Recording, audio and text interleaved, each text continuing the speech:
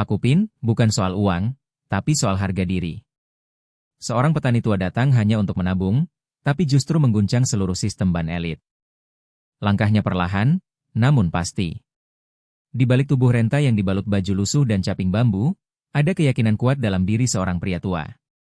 Keringat dan lumpur sawah masih menempel di pakaiannya saat ia masuk ke sebuah gedung ban mewah di pusat kota Semarang. Di tangan kirinya tergenggam sebuah kantong plastik kusam, berisi uang hasil panen yang ia kumpulkan dengan susah payah selama berminggu-minggu. Tangan kanannya menggenggam tongkat kayu tua yang menemaninya menjaga keseimbangan. Begitu kakinya melangkah ke lantai marmer mengkilap, beberapa pasang mata langsung menoleh. Sebagian memandang dengan heran, sebagian lain mencibir. Petugas kebersihan yang melihat jejak lumpur buru-buru menyemprot cairan pembersih, seolah takut kesucian bank ternoda. Namun petani itu tetap melangkah lurus, matanya menatap ke depan, tak sedikit pun terpengaruh oleh sikap sinis orang-orang di sekelilingnya. Ia mengambil nomor antrian dan duduk tenang di kursi ruang tunggu. Di sekelilingnya, para nasabah berdasi dan berjas mahal terlihat tak nyaman. Seorang anak muda di sampingnya menarik bahu menjauh sambil berbisik, "Pak, bajunya agak kotor. Bisa geser sedikit?" Petani itu hanya mengangguk pelan dan tersenyum tipis. Tak ada amarah, tak ada dendam. Seolah semua perlakuan itu sudah biasa ia terima. Di pojok ruangan, seorang wanita muda berdandan modis menatap jijik, lalu menunduk sambil menutup hidung. "Harusnya ban seperti ini punya aturan berpakaian," bisiknya pada pasangannya. Lelakinya melirik sinis, "Pasti tukang minta sumbangan. Lihat aja tuh tas plastiknya." Mereka tak tahu, di dalam tas plastik itu tersimpan uang tunai puluhan juta hasil panen singkong dan padi dari ladang di pedalaman Demak. Uang itu bukan untuk pamer, bukan untuk menyombongkan diri, tapi hasil dari kerja jujur dan keras yang ingin ia simpan di tempat aman. Nomor 037, silakan ke loket 2. Suara otomatis memanggil. Petani tua itu berdiri dan berjalan ke loket yang dituju. Di balik kaca loket, seorang pegawai muda berpenampilan rapi menatapnya dari ujung kepala hingga kaki. Wajahnya menyiratkan rasa tak suka. "Iya, Pak. Mau transaksi apa?" tanyanya ketus. "Saya mau buka rekening," jawab si petani tenang, lalu mengeluarkan KTP tua yang warnanya sudah memudar dan setumpuk uang pecahan kecil.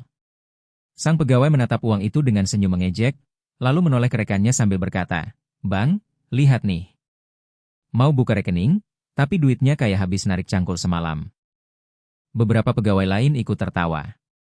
Petani itu tetap tenang. "Saya serius, Nak. Ini hasil panen saya. Tidak banyak, tapi cukup untuk saya tabung." Pegawai itu tertawa lebih keras. "Pak, ini ban, bukan celengan. Uang segini, nanti malah habis kena potongan bulanan." Beberapa nasabah yang mendengar ikut tersenyum mengejek. Dari belakang, suara seorang ibu setengah baya menyela, "Kalau cuma bawa duit recehan, jangan antre, Pak. Kasihan yang punya urusan beneran." Seorang satpam mendekat, berusaha meredakan suasana, tapi justru ikut menyindir. "Bapak mungkin salah tempat. Kalau mau bantuan sosial, ke kantor kelurahan saja, bukan ke sini." Namun, semua celahan itu tidak menggoyahkan raut wajah petani. Ia tetap sopan, tetap tenang. "Apa saya tidak punya hak yang sama untuk menabung di sini?" tanyanya pelan. Pegawai itu mulai gusar. "Punya, Pak, tapi ini ban prioritas. Nasabah kami biasa setor ratusan juta. Kalau duit kecil kayak gitu, ya, maaf-maaf aja." Petani itu melipat kembali KTP dan uangnya, lalu berkata dengan nada tenang, "Saya kesini bukan hanya untuk simpan uang. Saya datang untuk menguji, apakah tempat ini layak untuk menyimpan kepercayaan saya." Seketika suasana hening. Semua yang tadinya tertawa mendadak terdiam. Tapi petani itu tak menoleh ke belakang, tak mengucapkan sepatah kata pun lagi. Ia berjalan keluar perlahan, suara tongkat kayunya menekan lantai marmer seolah mengetuk kesadaran mereka satu persatu. Tak seorang pun tahu siapa dia. Tak ada yang mengerti maksud ucapannya. Tapi satu hal yang pasti, dia bukan pria biasa. Pintu kaca ban tertutup pelan, meninggalkan gema langkah seorang petani tua yang baru saja dipermalukan di depan banyak orang. Beberapa pegawai tertawa kecil, mencoba menghapus rasa rikuh yang sempat muncul setelah mendengar kata-kata terakhirnya. Namun, tak ada yang benar-benar menyadari makna dalam ucapannya. Bagi mereka, itu hanya omongan seorang pria desa yang tidak tahu aturan. Di luar, si petani berjalan pelan menuju halte di ujung jalan. Udara siang itu panas, tapi bukan teriknya matahari yang membakar hatinya, melainkan rasa kecewa yang terpendam dalam dada. Ia berhenti sebentar, menatap uang hasil panen di tangannya, lalu menghela napas panjang. Kalau kepercayaan tidak bisa dibeli dengan kerja keras, lalu apa artinya semua ini? Gumamnya pelan. Ia naik sebuah angkot tua menuju rumahnya di pinggiran Demak. Perjalanan memakan waktu hampir 2 jam, melewati sawah-sawah luas yang menjadi sumber nafkahnya. Dari balik jendela angkot, ia memandang hamparan padi menguning. Meski hatinya perih, pikirannya tetap jernih. Mungkin dunia kota tidak pernah paham arti keringat dan lumpur di kaki kami. Sementara itu, di dalam ban, suasana kembali seperti semula. Pegawai customer service bercanda dengan rekan kerjanya, seakan insiden barusan hanyalah selingan hiburan. Untung aja dia pergi, bikin lantai kotor aja, ucap salah satu dari mereka sambil menyeka meja loketnya. Satpam yang sebelumnya mengusir petani itu hanya tertawa kecil, tak ada penyesalan dalam sikapnya. Namun, diam-diam, seorang cleaning service wanita paruh baya menyaksikan semua dengan mata berkaca-kaca. Ia melihat betapa sabarnya petani itu meski dihina bertubi-tubi. Saat pria tua itu keluar, ia bahkan sempat membungkuk sopan pada dirinya, satu-satunya orang yang tak menertawakannya. Cleaning service itu berbisik pelan, orang itu bukan sembarang orang, aku bisa merasakannya. Sore harinya, di sebuah rumah panggung sederhana di tengah sawah, si petani duduk di kursi bambu di beranda rumah. Namanya Pak Sukaryo, pria yang sudah menghabiskan puluhan tahun hidupnya di ladang. Di depannya ada segelas teh hangat, dan di tangannya ia memegang sebuah ponsel tua dengan layar retak. Ia mengetik beberapa baris pesan, lalu mengirimnya ke seseorang yang disimpan dengan nama Putrajaya. Nak, aku datang ke bank tadi. Mereka masih sama seperti dulu. Tidak semua orang dihargai dengan adil. Besok mungkin kita harus bicara soal ini. Beberapa menit kemudian, pesan balasan masuk. Baik, Pak. Aku akan datang ke rumah malam ini. Sukaryo menutup ponselnya, lalu menatap foto tua yang tergantung di dinding. Foto itu menampilkan dirinya muda bersama seorang anak kecil berusia sekitar 3 tahun yang duduk di pangkuannya, tersenyum lebar. Mata Sukaryo berkaca-kaca, tapi bibirnya tersungging senyum tipis. Andai ibumu masih ada, dia pasti ingin melihat dunia ini lebih adil bagi semua orang, bisiknya. Malam itu, sebuah mobil SUV hitam berhenti di depan rumah sederhana tersebut. Seorang pria muda berjas rapi turun, melepaskan jasnya begitu memasuki halaman. Ia adalah Arga Putrajaya, direktur muda dari salah satu perusahaan agrikultur terbesar di Jawa Tengah, sekaligus anak kandung Sukaryo yang kini menjadi investor besar di salah satu bank ternama di Jakarta. Pak, sapa Arga sambil menunduk hormat dan mencium tangan ayahnya. Aku dapat pesanmu. Ada apa? Sukaryo menatap anaknya lekat-lekat. Nak, hari ini aku datang ke bank tempat kamu simpan sebagian besar aset kita. Aku tidak datang sebagai pemilik saham, hanya sebagai petani tua yang ingin menabung. Dan kamu tahu apa yang terjadi? Suaranya bergetar, menahan emosi yang sudah lama dipendam. Arga terdiam, wajahnya serius. Apa mereka tidak melayani ayah dengan baik? Sukaryo menghela napas panjang. Bukan hanya tidak melayani, mereka menertawakan, merendahkan, dan mengusir ayah seperti pengemis. Semua itu hanya karena baju lusuh dan sepatu penuh lumpur. Mereka lupa bahwa uang mereka berasal dari keringat orang-orang seperti kita. Arga mengepalkan tangan, rahangnya mengeras. Siapa yang berani mempermalukan ayahku seperti itu? Nada suaranya bergetar menahan marah. Sukaryo mengangkat tangannya, menenangkan anaknya. Nak, marah tak akan mengubah apa-apa. Aku datang bukan untuk menghukum. Aku datang untuk melihat apakah dunia ini sudah belajar menghargai orang kecil. Ternyata jawabannya masih sama, mereka hanya menunduk pada orang berjas, bukan pada kebenaran. Arga menunduk, rasa bersalah menyelimuti dirinya.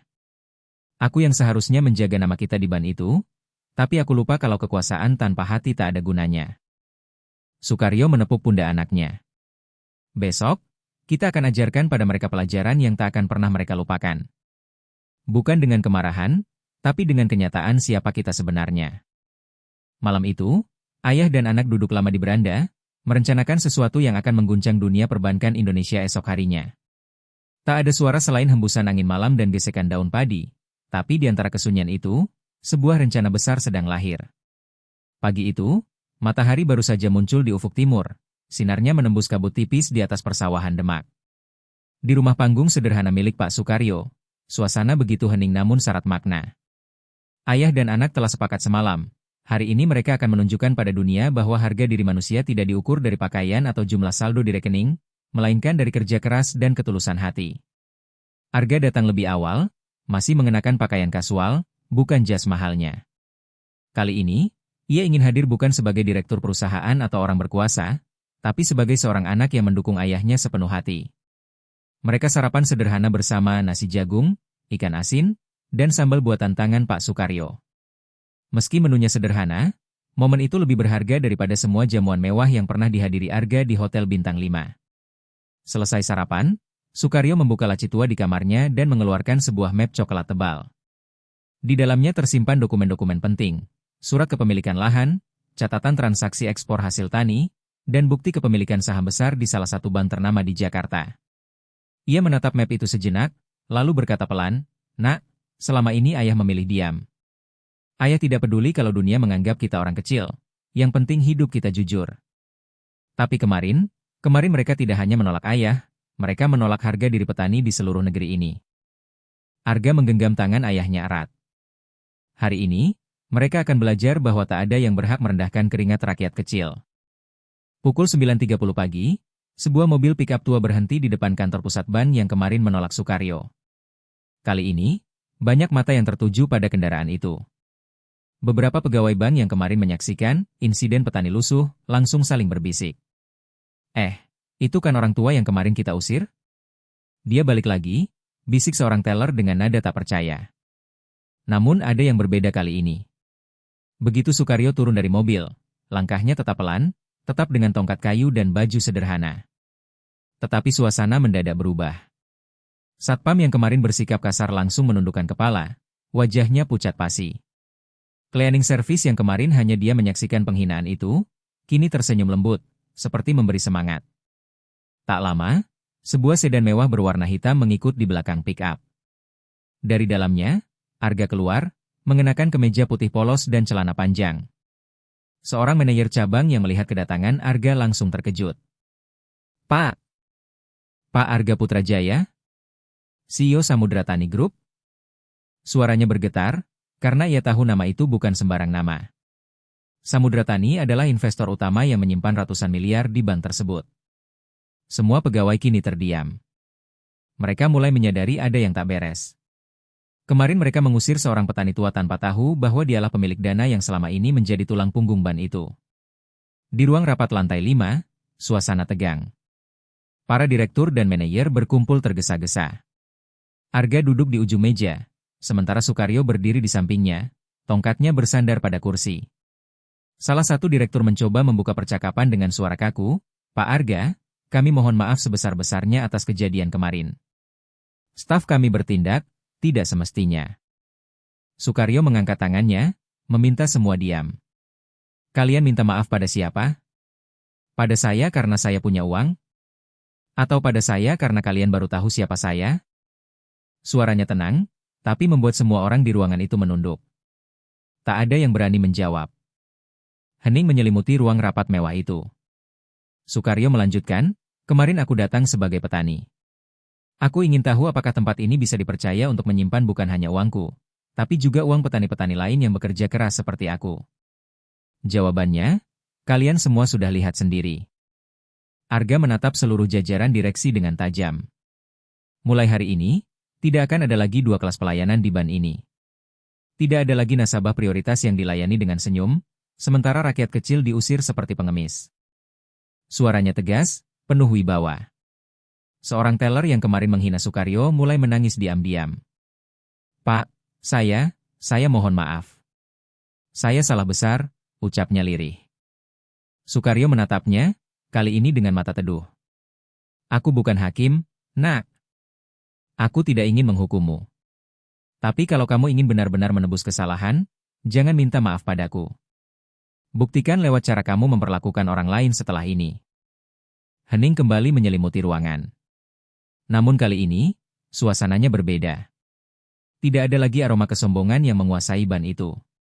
Yang tersisa hanya rasa bersalah dan keinginan untuk berubah. Sebelum meninggalkan ruangan, Sukaryo menoleh dan berkata satu kalimat yang menusuk hati semua yang mendengarnya. Lumpur di kakiku bisa dibersihkan, tapi lumpur di hati kalian hanya bisa hilang kalau kalian belajar menghargai manusia tanpa melihat bajunya. Pukul 11, kabar kedatangan Sukaryo dan Arga menyebar ke seluruh kantor pusat. Seluruh pegawai kini memahami bahwa pria tua berpenampilan lusuh yang mereka hina kemarin adalah pemilik saham terbesar ban itu. Tidak ada yang berani berbicara sembarangan lagi. Di antara rasa malu yang menyelimuti mereka, lahir sebuah tekad baru untuk tidak mengulangi kesalahan yang sama. Namun, Sukaryo tahu, pelajaran ini belum selesai. Ia dan anaknya sudah merencanakan satu langkah terakhir. Langkah yang akan mengguncang ban ini dan membuka mata semua orang yang lupa bahwa harga diri manusia tidak bisa diukur dengan uang atau penampilan luar. Hari itu menjadi hari paling sunyi dalam sejarah kantor pusat ban tersebut. Tidak ada canda tawa, tidak ada suara keras para teller yang biasa bercakap sambil melayani nasabah. Semua pegawai seperti berjalan di atas telur, takut salah bicara, takut salah bertindak. Kabar sudah menyebar luas, pria tua yang kemarin diusir dan dihina di depan umum bukan sembarang orang, melainkan pemilik saham terbesar yang diam-diam menjaga kestabilan bank selama bertahun-tahun. Pukul 13.30, aula utama di lantai dasar dipenuhi ratusan pegawai dari berbagai divisi. Semua diminta berkumpul untuk pengumuman penting yang akan disampaikan oleh CEO, Arga Putrajaya. Tidak ada yang tahu apa yang akan terjadi, tetapi suasana mencekam terasa begitu kental. Beberapa pegawai yang kemarin secara terang-terangan menghina Sukaryo tanpa pucat, sebagian lagi tak berani mengangkat wajahnya. Pintu aula terbuka perlahan. Arga melangkah masuk dengan wajah tegas namun matanya terlihat berat, seperti membawa beban besar di dadanya.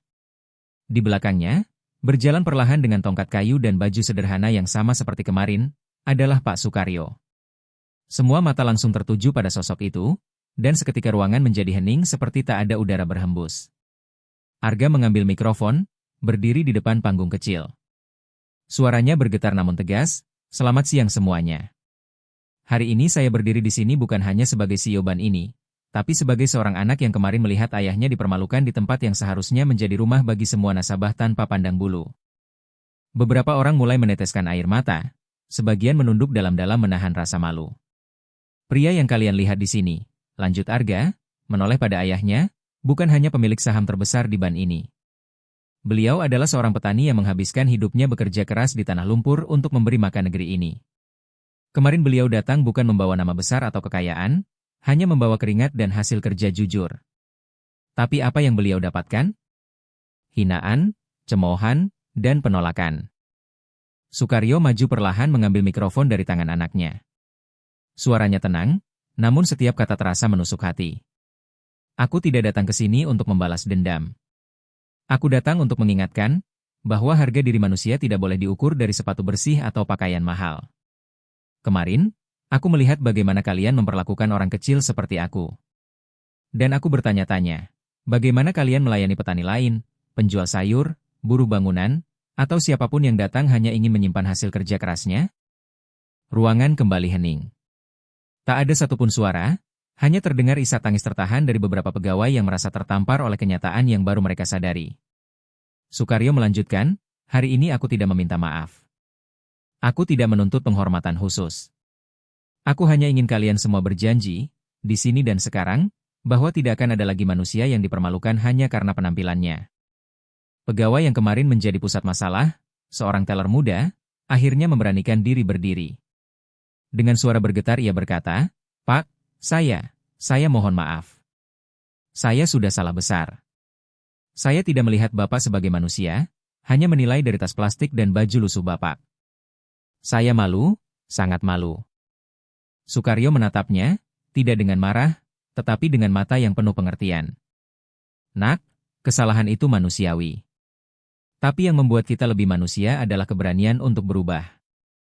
Arga kemudian mengambil alih, kali ini dengan nada tegas yang membuat semua pegawai menatapnya penuh perhatian.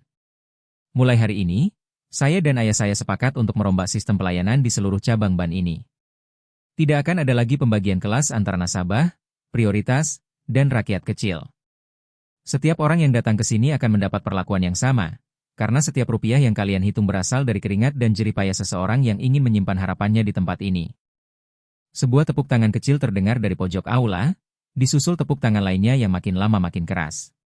Bukan tepuk tangan basa-basi, tapi tepuk tangan penuh rasa hormat dan kesadaran baru yang lahir di hati para pegawai. Sebelum meninggalkan panggung, Sukaryo memberikan kalimat penutup yang akan selalu diingat semua orang hari itu. Lantai marmer kalian bisa berkilau, tapi tanpa hati yang bersih, semua ini tak ada artinya. Jangan biarkan kesombongan mengotori tempat yang seharusnya menyimpan kepercayaan orang banyak. Hari itu menjadi awal perubahan besar. Namun Sukaryo tahu, pelajaran sesungguhnya baru saja dimulai. Masih ada langkah terakhir yang harus ia lakukan untuk memastikan kejadian seperti kemarin tidak akan pernah terulang lagi. Hari-hari berikutnya, kantor pusat ban itu terasa berbeda. Tidak ada lagi suara tawa berlebihan di ruang tunggu, tidak ada lagi lirikan sinis kepada nasabah berpakaian sederhana. Namun Sukaryo tahu, perubahan sejati tidak bisa terjadi hanya dalam satu hari pidato dan rasa bersalah sesaat. Ia ingin memastikan bahwa pelajaran yang ia tanamkan berakar dalam di hati semua pegawai. Pagi itu, Arga datang ke kantor ban tanpa pengawalan, hanya mengenakan kemeja polos dan celana panjang biasa. Pegawai menyambutnya dengan sikap sopan, tapi Arga melihat masih ada bayangan canggung di wajah mereka.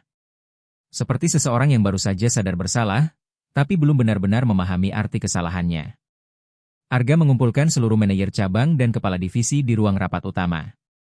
Mulai hari ini, ujarnya tegas, kita tidak akan hanya bicara soal target dan keuntungan. Kita akan bicara soal hati dan sikap. Ayah saya mengajarkan satu hal yang selama ini kita lupakan. Ban ini bukan hanya tempat menyimpan uang, tapi tempat menyimpan kepercayaan. Dan kepercayaan itu lahir dari rasa saling menghargai. Para manajer mengangguk, tapi Arga bisa merasakan masih ada rasa ragu di antara mereka. Lalu ia melanjutkan dengan nada lebih tajam, tidak ada artinya semua penghargaan dan laba besar kalau kita menginjak harga diri orang kecil yang datang kemari. Mulai hari ini, setiap cabang wajib menyelenggarakan pelatihan pelayanan untuk semua pegawai, bukan hanya teori, tapi praktik di lapangan. Kita akan turun langsung ke desa-desa, melayani petani, nelayan, pedagang kaki lima, supaya kalian semua tahu bagaimana rasanya hidup dari keringat sendiri. Rapat itu membuat banyak orang terdiam, beberapa bahkan terlihat terharu. Namun Sukaryo, yang duduk di ujung meja rapat, tahu kata-kata saja tidak cukup. Ia berdiri, mengambil alih pembicaraan. Aku akan memimpin langkah pertama ini, katanya dengan suara tenang tapi penuh wibawa. Aku ingin kalian yang kemarin merendahkan aku ikut ke sawahku. Kalian akan tanam padi, merasakan panasnya matahari, lumpur yang melekat di kaki, dan lelah yang tidak bisa kalian hitung dengan angka di komputer. Kalau kalian belum bisa menghargai orang kecil setelah itu, mungkin tempat ini memang bukan untuk kalian. Kata-kata Sukaryo menembus dinding kesombongan yang selama ini tak terlihat. Seorang teller muda yang kemarin paling keras menertawakannya memberanikan diri angkat bicara. Suaranya bergetar, "Pak, saya bersedia ikut. Saya ingin belajar. Saya ingin menebus kesalahan saya." Satu demi satu pegawai lain juga berdiri, menyatakan kesediaan mereka. Bahkan Satpam yang dulu mengusir Sukaryo ikut maju. "Pak, saya malu atas perbuatan saya. Izinkan saya ikut belajar di sawah Bapak." Sukaryo mengangguk pelan, matanya berkaca-kaca tapi bibirnya tersenyum tipis. "Anak-anakku, harga diri seorang manusia tidak pernah ada di setelan jas atau angka di rekeningnya. Harga diri ada di bagaimana kita menghargai sesama. Kalau kalian sungguh ingin berubah, besok pagi kita mulai pelajaran pertama di tanah yang selama ini kalian pandang rendah." Keesokan harinya, pemandangan tak biasa terjadi di sebuah desa kecil di Demak. Mobil-mobil mewah berderet di pinggir sawah, para pegawai ban mengenakan celana digulung, kaki telanjang menjejak lumpur. Wajah mereka yang biasanya bersih dan wangi kini basah oleh keringat dan tanah. Sukaryo berdiri di pematang sawah, tongkat kayunya menancap di tanah becek. "Hari ini kalian bukan pegawai ban. Kalian petani. Kalian akan tahu bahwa setiap lembar uang yang kalian hitung di kantor berasal dari tempat seperti ini. Dari keringat orang-orang yang sering kalian pandang rendah."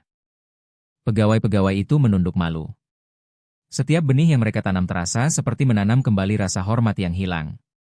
Setiap tetes keringat yang jatuh menghapus sedikit demi sedikit kesombongan yang dulu begitu menebal di hati mereka. Di kejauhan, Arga mengamati pemandangan itu dengan mata berkaca-kaca. Ia tahu, ini bukan sekadar pelajaran untuk pegawainya, tapi juga pengingat untuk dirinya sendiri. Bahwa kekuasaan tanpa empati hanyalah kesombongan yang dibungkus rapi. Menjelang senja, ketika matahari mulai tenggelam di balik pepohonan, Sukaryo berkata kepada semua pegawai yang berdiri lelah tapi penuh haru, hari ini kalian bukan hanya belajar menanam padi, kalian belajar menanam harga diri. Jangan biarkan pelajaran ini mati hanya karena kalian kembali ke ruangan ber-AC dan lantai marmer besok. Para pegawai mengangguk, beberapa meneteskan air mata, bukan karena lelah, tapi karena hati mereka benar-benar tersentuh. Mereka baru sadar, selama ini mereka menilai manusia hanya dari pakaian, padahal nilai sejati ada jauh di bawah lumpur yang sering mereka anggap hina. Hari itu, perubahan sejati mulai tumbuh. Namun perjalanan Sukaryo dan Arga belum berakhir. Masih ada satu langkah terakhir yang akan mengguncang seluruh sistem perbankan yang selama ini membedakan manusia hanya karena penampilan. Fajar menyingsing di desa kecil Demak, udara pagi masih dingin, namun semangat di sawah Pak Sukaryo terasa hangat. Pegawai-pegawai bank yang kemarin ikut pelatihan empati datang lebih pagi dari biasanya. Mereka mengenakan pakaian sederhana, sebagian masih terlihat kikuk memegang cangkul dan benih padi, namun tak ada yang berani mengeluh. Sukaryo berdiri di pematang, tongkat kayunya menancap di tanah yang basah. Wajahnya yang berkeriput memancarkan kebijaksanaan, suaranya tenang tapi penuh makna. Anak-anakku, katanya memecah kesunyian pagi, kemarin kalian menanam benih pertama. Hari ini, kita lanjutkan, bukan hanya menanam padi, tapi menanam hati yang baru. Para pegawai menunduk hormat. Mereka tahu, pelajaran ini lebih dalam dari sekadar kerja fisik. Ini tentang belajar menghormati setiap tetes keringat orang yang datang ke ban mereka. Beberapa pegawai mulai mengerti bahwa selama ini mereka hanya melihat angka, bukan manusia di balik angka itu. Sekitar pukul 10 pagi, Arga datang ke sawah dengan pakaian santai. Wajahnya tak lagi membawa aura seorang CEO yang berkuasa, tetapi seorang anak yang tengah belajar banyak dari ayahnya. Ia membantu membawa karung pupuk, tangannya kotor oleh tanah, namun hatinya terasa lebih ringan dari sebelumnya. Salah satu teller muda yang dulu menghina Sukaryo mendekati Arga dengan wajah tertunduk. Pak, selama ini saya pikir nasabah seperti Bapak Sukaryo tidak penting bagi bank. Saya pikir hanya nasabah besar yang layak diperlakukan istimewa. Tapi setelah melihat semua ini, suaranya bergetar, ia menahan tangis. Saya baru sadar, semua uang yang kita kelola berasal dari tempat seperti ini. Dari orang-orang yang tidak pernah berpakaian rapi, tapi jujur mencari nafkah. Arga menepuk bahunya. Itulah sebabnya ban ini harus berubah. Tidak boleh ada lagi yang merasa rendah hanya karena datang dengan baju lusuh atau sandal lumpur. Mulai sekarang, setiap nasabah akan diperlakukan setara, dan kita yang memimpin harus memberi contoh. Sukaryo mendekat, tersenyum lembut, lalu berkata, "Nak, kemarin kamu menertawakanku karena tas plastik ini," ujarnya sambil mengangkat tas lusuhnya yang berisi benih padi. Tapi hari ini, dari tas ini lahir benih yang suatu hari akan menjadi makanan di meja kalian. Jangan pernah meremehkan sesuatu hanya karena tampaknya sederhana. Pegawai itu menangis terbuka, menunduk dan mencium tangan Sukaryo sebagai tanda hormat. Pak, saya berjanji, saya tidak akan pernah mengulang kesalahan itu lagi. Menjelang siang, sawah yang sebelumnya kosong mulai terisi dengan barisan bibit padi yang tertanam rapi. Para pegawai yang biasanya duduk di kantor ber-AC kini mengusap keringat di dahi, merasakan panas matahari yang selama ini tak pernah mereka hiraukan. Beberapa di antara mereka bahkan berkata lirih, kalau setiap rupiah yang ditabung di bank kita datang dari kerja keras seperti ini, bagaimana mungkin kita tega merendahkan pemiliknya? Pelajaran itu menancap kuat di hati semua orang yang hadir hari itu. Bukan hanya karena kata-kata Sukaryo, tapi karena mereka merasakannya langsung, bagaimana sulitnya mencari uang yang sering mereka pandang remeh. Sore harinya, setelah semua selesai, Sukaryo mengajak mereka duduk di saung bambu di pinggir sawah. Mereka makan siang sederhana, nasi, sambal, tempe goreng, dan air teh dalam gelas plastik. Namun suasana hangat yang terasa di sana tak pernah mereka temui di ruang rapat bank. Sukaryo berkata pelan, "Besok atau lusa, kalian akan kembali ke kantor kalian.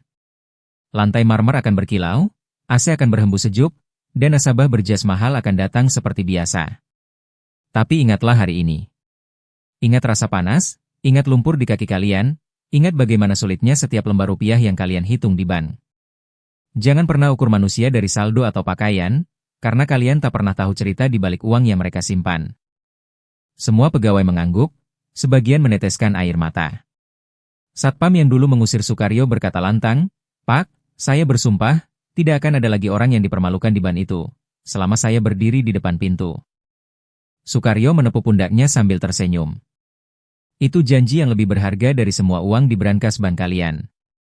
Keesokan harinya, kabar tentang perubahan di ban tersebut mulai menyebar ke media. Foto-foto pegawai ban berkotor lumpur di sawah viral di media sosial. Masyarakat terharu melihat bahwa akhirnya ada lembaga keuangan yang mau belajar menghormati rakyat kecil, bukan hanya memuja nasabah kaya. Banyak komentar yang berbunyi, inilah yang seharusnya dilakukan sejak lama. Namun Sukaryo dan Arga tahu, perjalanan ini belum selesai. Masih ada satu langkah penting, memastikan perubahan ini tidak hanya terjadi di satu bank, tetapi menjadi inspirasi bagi seluruh dunia perbankan di Indonesia. Dan untuk itu, Sukaryo memutuskan untuk melangkah lebih jauh, membawa kisahnya ke hadapan para pemimpin bank terbesar di negeri ini, agar tidak ada lagi petani yang diusir hanya karena terlihat miskin. Beberapa hari setelah pelajaran berharga di sawah Pak Sukaryo, perubahan besar mulai terasa di kantor pusat bank tersebut. Setiap cabang menerima instruksi baru, tidak ada lagi perbedaan kelas layanan bagi nasabah. Tapi bagi Sukaryo, ini belum cukup. Hatinya masih teringat pada semua rakyat kecil yang mungkin pernah dipermalukan di bank-bank lain. Ia tak ingin kisah ini berhenti di satu gedung, di satu cabang, atau hanya jadi cerita viral sesaat di media sosial. Ia ingin perubahan ini menjadi gerakan nyata di seluruh negeri. Pagi itu, Arga datang ke rumah ayahnya membawa setumpuk dokumen dan laptop. "Ayah," katanya sambil meletakkan berkas di meja kayu sederhana, "dampak dari kejadian ini sudah besar. Media menulis tentang kita setiap hari, banyak bank lain mulai menghubungi untuk meminta saran tentang pelayanan. Tapi aku tahu, ayah ingin lebih dari sekadar kata-kata manis di koran, bukan?" Sukaryo tersenyum kecil, menyesap teh hangatnya, lalu berkata pelan, "Nak, aku sudah tua. Aku tak punya banyak waktu untuk melihat dunia berubah sepenuhnya. Tapi kalau hari ini kita bisa mulai, kalau hari ini kita bisa pastikan tak ada lagi petani yang dipermalukan hanya karena pakaian lusuhnya, maka hidupku tidak sia-sia. Kita harus bicara dengan semua pemimpin bank besar di negeri ini." Arga mengangguk mantap. "Aku bisa mengatur pertemuan. Mereka pasti mendengar, karena nama Samudra Tani Group bukan hanya investor besar di satu bank, tapi di hampir semua bank nasional. Mereka tidak bisa mengabaikanmu, ayah." 3 hari kemudian, sebuah undangan resmi dikirimkan kepada seluruh direktur utama dan komisaris bank-bank besar di Indonesia. Lokasi pertemuan ditetapkan di sebuah aula besar di Jakarta, biasanya digunakan untuk konferensi keuangan tingkat nasional. Tak sedikit yang penasaran, siapa sebenarnya sosok petani tua yang akhir-akhir ini jadi bahan pembicaraan di seluruh negeri. Hari pertemuan tiba. Di aula itu, duduk puluhan pemimpin bank, sebagian berjas rapi, sebagian dengan wajah penuh rasa ingin tahu. Kamera media menunggu di luar, mencoba menangkap momen bersejarah ini. Pukul 10, pintu aula terbuka. Sukaryo masuk, tetap dengan pakaian sederhana dan tongkat kayu yang setia menemaninya. Di belakangnya, Arga berjalan dengan penuh hormat, bukan sebagai CEO muda yang berkuasa, tapi sebagai seorang anak yang mendampingi ayahnya. Beberapa orang berbisik pelan, "Itu dia, petani yang mengguncang dunia perbankan." Sebagian terlihat meremehkan, menganggap ini hanya aksi drama yang sengaja dibuat viral. Namun semua berubah ketika Sukaryo berdiri di podium dan mulai berbicara. "Assalamualaikum warahmatullahi wabarakatuh." Suaranya tenang, tapi cukup keras untuk mengisi ruangan yang luas itu. "Saya berdiri di sini bukan sebagai pengusaha besar, bukan sebagai pemilik saham yang kalian semua kenal. Saya berdiri sebagai petani. Sebagai bagian dari jutaan rakyat kecil yang setiap hari bekerja dari pagi hingga malam, hanya untuk menyimpan sedikit harapan di tempat seperti yang kalian pimpin." Ruangan menjadi sunyi. Semua mata tertuju pada pria tua itu, tak seorang pun berani menyela. "Saya datang ke salah satu bank minggu lalu, membawa hasil panen saya. Bukan untuk meminta sumbangan, bukan untuk meminjam, hanya ingin menyimpan hasil kerja keras saya. Tapi yang saya dapatkan adalah tatapan jijik, kata-kata hinaan, bahkan saya diusir seperti pengemis. Semua itu hanya karena pakaian saya kotor dan uang saya tidak setebal nasabah prioritas kalian." Beberapa direktur menunduk, rasa bersalah menyelip di hati mereka meski tidak semua hadir di tempat kejadian. Sukaryo melanjutkan dengan suara bergetar, "Saya bukan marah karena harga diri saya diinjak, karena harga diri tidak akan hilang hanya karena kata-kata kalian. Tapi saya sedih, karena kalau saya yang punya triliunan saja diperlakukan begitu saat menyamar jadi petani, bagaimana dengan mereka yang benar-benar miskin? Berapa banyak rakyat kecil yang pulang dengan hati hancur hanya karena mereka dianggap tidak layak mendapat pelayanan manusiawi?" Suara isak tertahan terdengar dari sudut ruangan. Para pemimpin bank mulai merasakan beratnya kata-kata itu. Arga berdiri mendampingi ayahnya, lalu berkata tegas, mulai hari ini, Samudra Tani Group akan menarik seluruh investasinya dari bank-bank yang tidak menjamin pelayanan setara bagi setiap nasabah, tanpa pandang bulu. Kami tidak butuh keuntungan dari institusi yang menginjak martabat rakyat kecil. Kalimat itu membuat suasana berguncang. Beberapa direktur saling berpandangan, menyadari risiko besar jika investor sebesar itu benar-benar menarik dana mereka. Tapi lebih dari sekadar ancaman finansial, hati nurani mereka ikut terguncang. Sukaryo menutup pidatonya dengan kalimat yang akan diingat lama oleh semua orang yang hadir hari itu. Lantai marmer bisa kalian poles setiap hari, tapi hati yang kotor tidak bisa dibersihkan dengan uang. Jangan tunggu sampai rakyat kecil berhenti percaya pada bank kalian, karena saat itu, tak ada satu rupiah pun yang bisa menyelamatkan kalian. Ruangan terdiam, tapi kali ini bukan karena gengsi atau ketakutan, melainkan karena sebuah kebenaran yang menampar kesadaran semua pemimpin yang hadir. Perubahan nyata di dunia perbankan Indonesia baru saja dimulai. Setelah pidato Sukaryo, aula konferensi yang biasanya dipenuhi suara tepuk tangan hanya dipenuhi hening panjang. Tak seorang pun berani menjadi yang pertama bicara. Para pemimpin bank besar di negeri ini duduk dengan wajah menegang.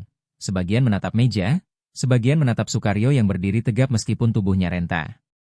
Akhirnya, seorang direktur bank swasta nasional yang terkenal arogan angkat bicara. Suaranya agak bergetar, Pak Sukaryo, atas nama seluruh industri perbankan, saya minta maaf. Tidak ada satupun alasan yang bisa membenarkan perlakuan tidak manusiawi itu. Tapi, bagaimana kami bisa memastikan perubahan ini nyata, bukan hanya janji di atas kertas? Sukaryo menatapnya tajam tapi tenang. Perubahan bukan dimulai dari aturan baru di papan pengumuman. Perubahan dimulai dari hati. Aku ingin kalian semua, bukan hanya direksi, bukan hanya manajer, tapi setiap pegawai, turun ke lapangan. Rasakan bagaimana rakyat kecil bekerja. Rasakan bagaimana setiap rupiah yang mereka simpan lahir dari keringat, bukan dari kemewahan. Beberapa direktur saling berpandangan. Mereka tahu, usulan itu tak pernah terpikirkan sebelumnya. Industri perbankan selalu menjaga jarak dengan rakyat kecil, hanya mengenal mereka melalui angka di layar komputer. Kini seorang petani memaksa mereka menjejak lumpur untuk pertama kali. Arga maju selangkah, suaranya mantap. Kami akan memulai program empati finansial nasional. Semua bank yang bekerja sama dengan Samudra Tani Group wajib mengirim pegawai mereka minimal seminggu ke desa-desa, tinggal bersama warga, merasakan langsung bagaimana uang ditabung, bagaimana sulitnya mencari Rp1.000. Ini bukan hukuman, ini pelajaran. Suasana ruangan menghangat. Perlahan, satu persatu direktur mengangguk setuju. Bahkan seorang direktur senior yang dikenal kaku berdiri dan berkata, Pak Sukaryo, izinkan saya menjadi yang pertama ikut program itu. Saya ingin memahami langsung, karena saya sadar, selama ini saya hanya melihat uang, bukan manusia di baliknya. Senyum tipis terbit di wajah Sukaryo. Ia tahu ini baru awal, tapi langkah ini jauh lebih besar daripada yang ia bayangkan.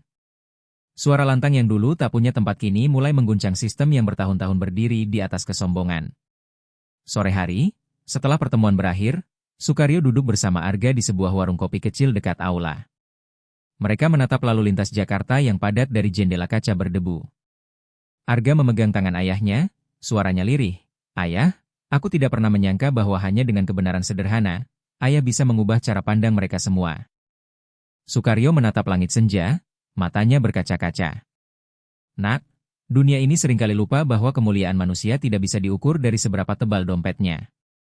Kalau hari ini ada satu pegawai bank, satu pemimpin, atau bahkan satu anak kecil yang belajar menghargai orang tanpa melihat bajunya, itu sudah cukup bagiku. Arga menunduk, menyeka sudut matanya. Ayah, aku berjanji, aku tidak akan biarkan kejadian seperti kemarin terulang. Tidak di bangku, tidak dimanapun aku bisa menjangkau.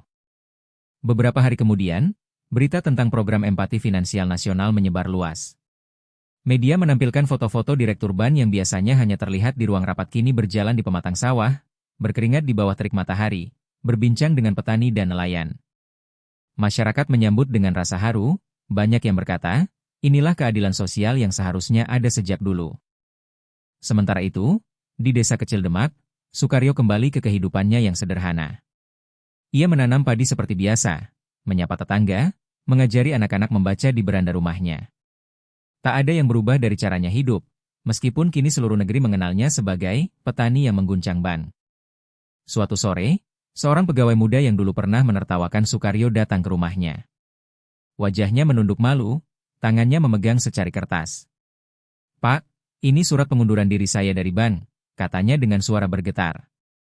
"Bukan karena saya dipecat, tapi karena saya ingin mengabdi di sini.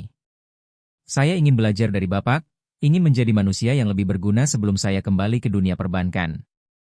Sukaryo tersenyum, menepuk pundak pemuda itu. "Nak, pekerjaanmu bukan masalah.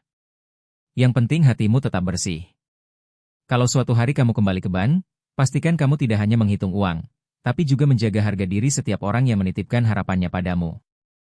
Pemuda itu menangis, merasakan beban kesalahannya perlahan terangkat. Malam itu, di bawah langit berbintang, Sukaryo berdoa diam-diam di beranda rumahnya. "Ya Allah," bisiknya, "aku hanyalah petani biasa. Aku tidak pernah ingin berkuasa atau kaya raya. Aku hanya ingin dunia ini sedikit lebih adil, agar anak-anak petani, tukang becak, pedagang kecil, tidak lagi dipandang rendah di tempat yang seharusnya menjaga mereka." Di kejauhan, suara jangkrik bersahutan. Angin malam berhembus lembut, seakan alam ikut mengamini doa seorang lelaki tua yang dengan kebenaran sederhana telah menggerakkan hati seluruh negeri. Beberapa minggu berlalu sejak program empati finansial nasional resmi dijalankan. Di seluruh penjuru negeri, pemandangan yang tak pernah terlihat sebelumnya mulai menjadi hal biasa. Pegawai ban berseragam melepas sepatu mereka, berjalan di pematang sawah, ikut membantu nelayan menarik jaring, duduk di warung sederhana mendengarkan keluh kesah pedagang kecil yang menabung rupiah demi rupiah. Media menyiarkan perubahan ini hampir setiap hari. Banyak warga yang terharu, beberapa bahkan berkata, "Andai program ini ada sejak dulu, mungkin orang tua kami tidak pernah pulang menangis hanya karena dianggap tak layak menabung." Dan semua ini dimulai dari satu hari, satu pertemuan, dan satu sosok petani tua bernama Sukaryo. Namun, di balik perubahan besar yang mulai terjadi, Sukaryo tetap menjalani hidupnya dengan sederhana. Ia masih bangun sebelum matahari terbit, menyapa ayam-ayamnya, lalu berangkat ke sawah dengan tongkat kayu di tangan. Meski namanya kini dikenal di seluruh negeri, ia tidak pernah merasa istimewa. Baginya, kemuliaan sejati bukan pada seberapa banyak orang mengenal namanya, tapi pada seberapa banyak hati yang belajar menghormati manusia lain. Suatu pagi, Arga datang ke rumah ayahnya. Tidak dengan mobil mewah seperti biasa, tapi dengan sepeda motor tua yang sengaja ia beli agar bisa merasakan perjalanan yang selama ini ditempuh ayahnya setiap hari. "Pak," katanya sambil duduk di beranda rumah kayu itu, "perubahan sedang terjadi di banyak bank.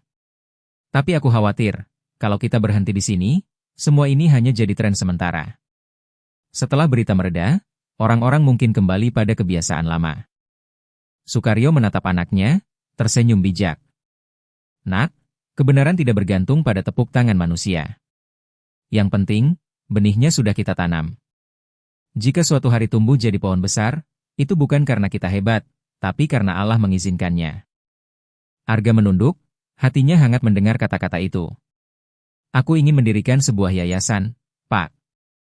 Yayasan ini akan mendukung rakyat kecil untuk belajar literasi keuangan, agar mereka tak lagi merasa rendah diri saat masuk bank. Namanya Yayasan Harga Diri Rakyat." Mata Sukaryo berkaca-kaca. "Nak, itu ide yang indah.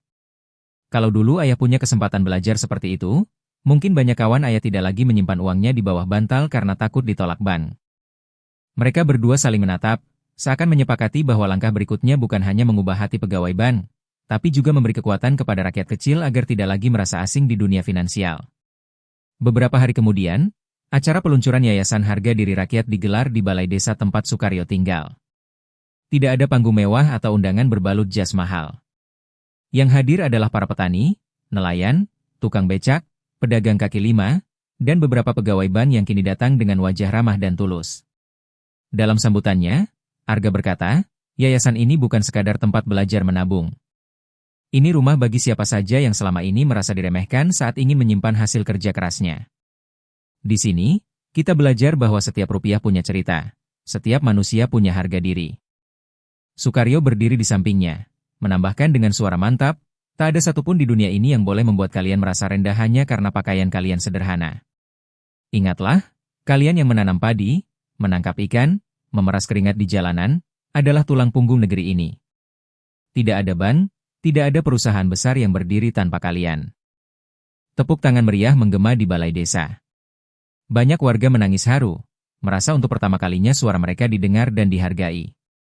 Sementara itu, di kantor pusat BAN yang dulu mempermalukan Sukaryo, perubahan terasa jelas. Tidak ada lagi tulisan, nasabah prioritas, yang memisahkan ruang tunggu. Semua kursi kini sama, semua pegawai menyambut nasabah dengan senyum tulus, tanpa melihat baju atau sepatu yang mereka kenakan. Teller muda yang dulu menghina Sukaryo kini menjadi salah satu relawan tetap yayasan. Ia sering datang ke desa, mengajar anak-anak menabung, membantu ibu-ibu membuka rekening tanpa takut dipermalukan. Pak Sukaryo, katanya suatu hari sambil menunduk, dulu saya buta hati. Tapi sekarang saya mengerti, pekerjaan saya bukan menghitung uang, tapi menjaga harga diri setiap orang yang mempercayakan hidupnya pada BAN. Sukaryo menepuk bahunya. Nak, penyesalan itu anugerah, karena itu tanda hatimu masih hidup. Gunakan kesempatan ini untuk menebusnya dengan kebaikan. Malam itu, setelah acara yayasan berakhir, Sukaryo duduk di beranda rumahnya memandangi sawah yang diterangi cahaya bulan. Ia berbisik pelan, "Ya Allah, kalau hidupku berakhir besok, aku bersyukur telah melihat dunia sedikit lebih adil dari kemarin. Semoga anakku dan semua yang belajar hari ini menjaga api kebenaran ini selamanya." Di kejauhan, suara jangkrik bersahutan, angin malam berhembus lembut.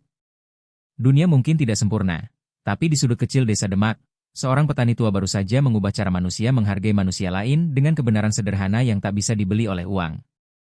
Fajar perlahan menyinari desa kecil di Demak. Kabut tipis masih menyelimuti sawah luas tempat Pak Sukaryo biasa menanam padi.